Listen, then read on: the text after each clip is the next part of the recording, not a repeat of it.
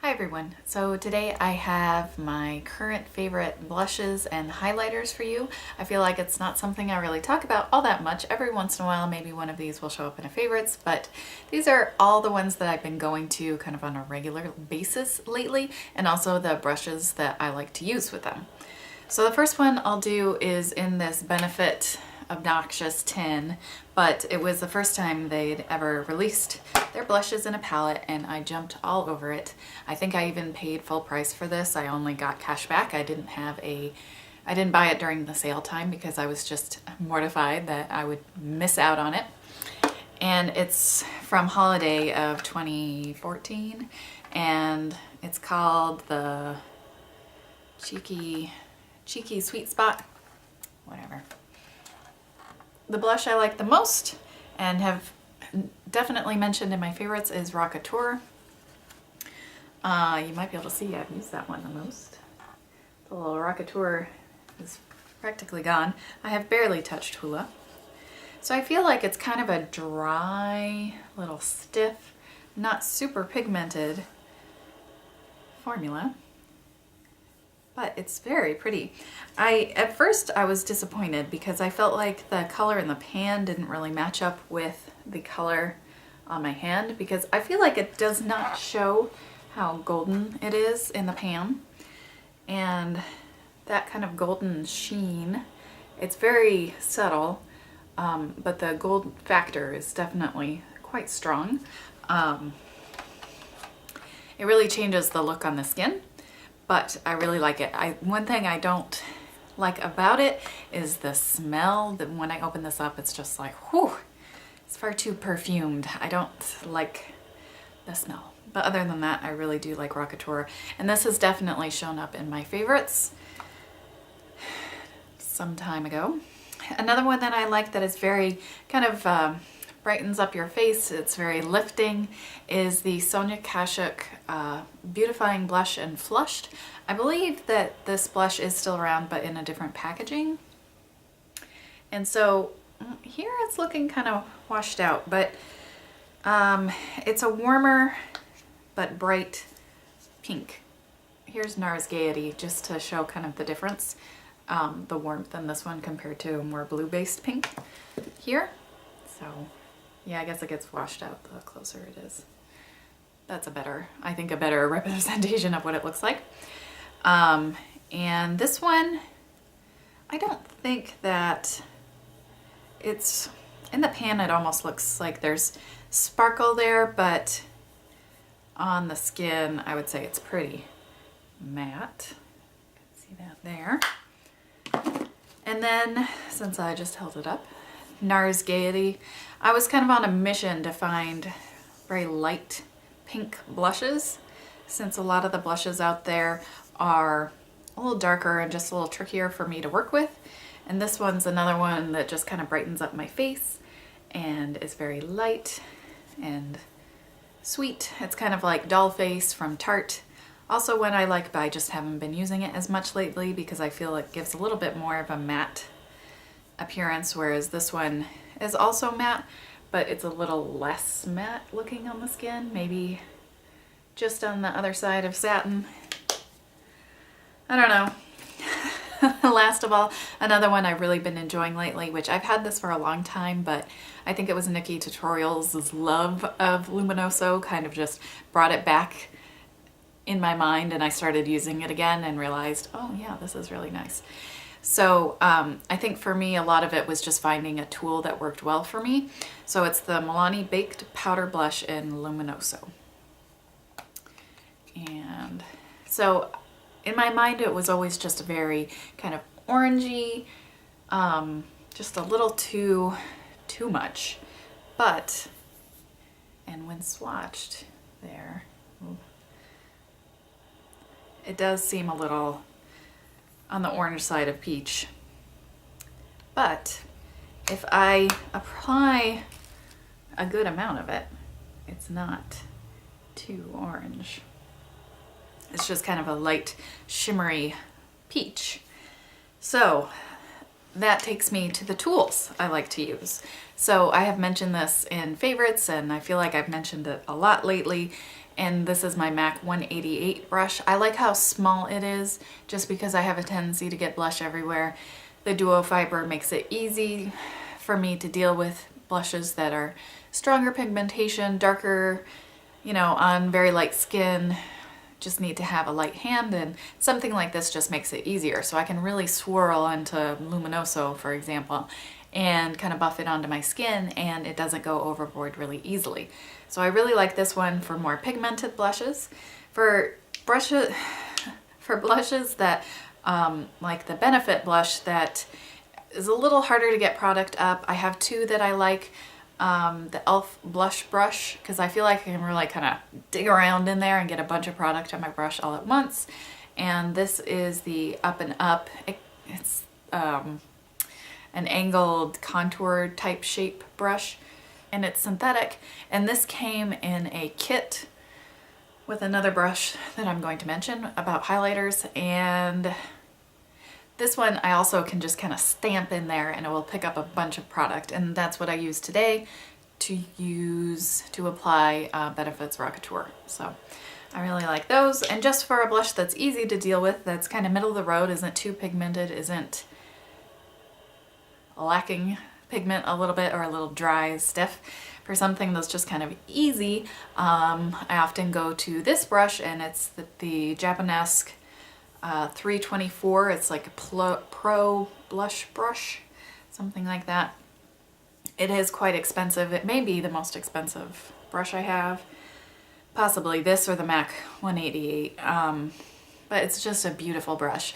The only downside is that it is quite large, so I have to be a little bit more careful.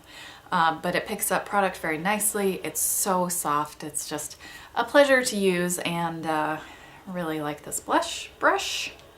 So those are my blushes. So for highlights, I only have 3. I think this was in my 2014 favorites maybe, and it's the, maybe that Japonesque brush was too, I'm not sure. The Becca Shimmering Skin Perfector in Pearl. I do wish that this came in pressed powder, because the liquid is, in a way, it's more versatile because you can mix it into your foundation and whatnot. So that's a really heavy swatch, and I'll blend it out. But just day to day, I really prefer to have a powder, but I just don't have anything else that can do this. So it is like the most invisible highlight. Even in full sun, you can only barely see any specific distinct particles of shimmer, and almost everything else I've ever used, you can definitely see those particles. So this just is kind of like an invisible mega glow. I love it. I do have the other, I got the trio of Shimmering Skin Perfectors that came out around holiday time. So I have used that Champagne Gold, and I think Opal was in there.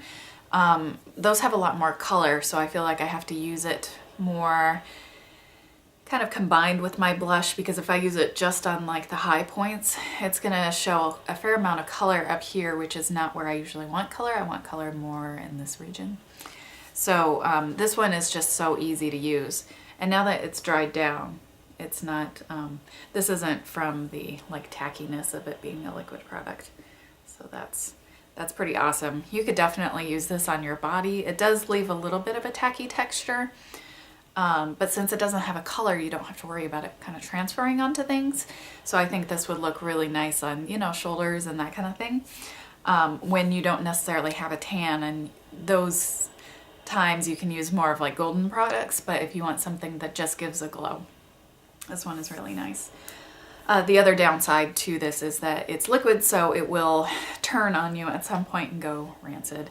And it's a huge bottle, so yeah.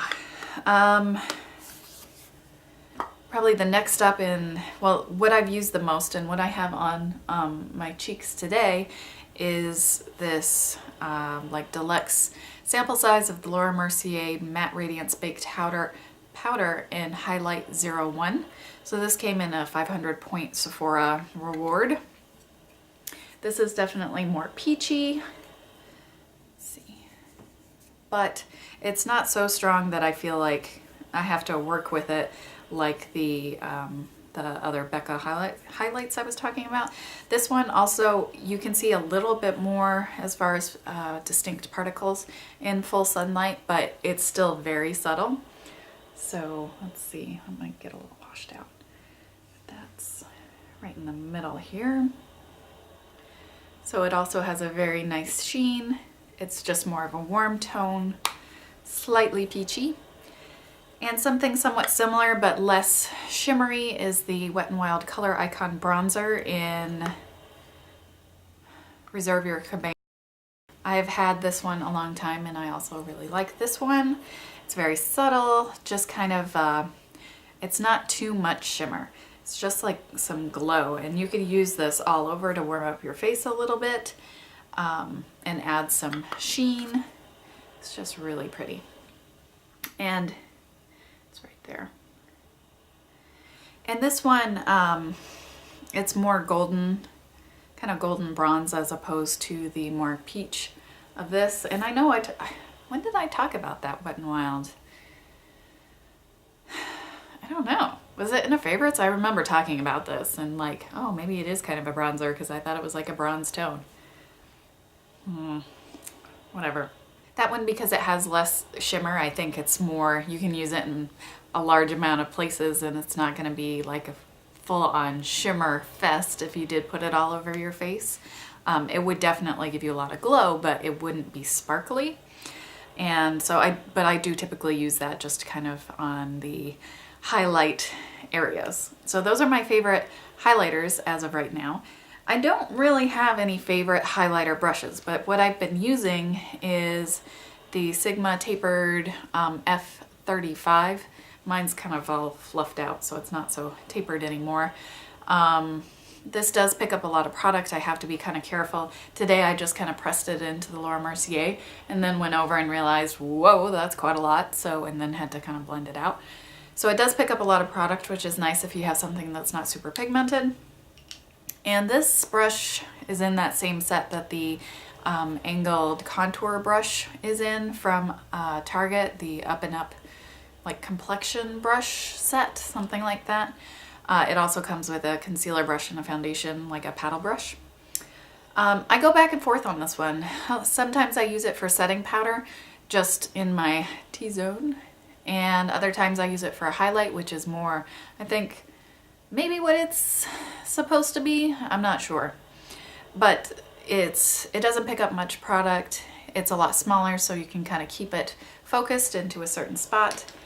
And really I can use the MAC 188 also for highlight, but since this is usually dirty with blush colors, I just kind of stick to using blush. So that is my current favorite blushes and highlighters and the brushes I use with them. Let me know what your favorite blushes and highlighters are. I am not looking to acquire anymore just because I have a lot, like a lot, and I don't need any more. But it's always fun to hear what other people are using. Let me know if you have any questions as well. I would love to hear from you. I hope you're having a wonderful day. Subscribe if you aren't already and you would like to get more videos from me. And thank you so much for watching, and I'll see you soon.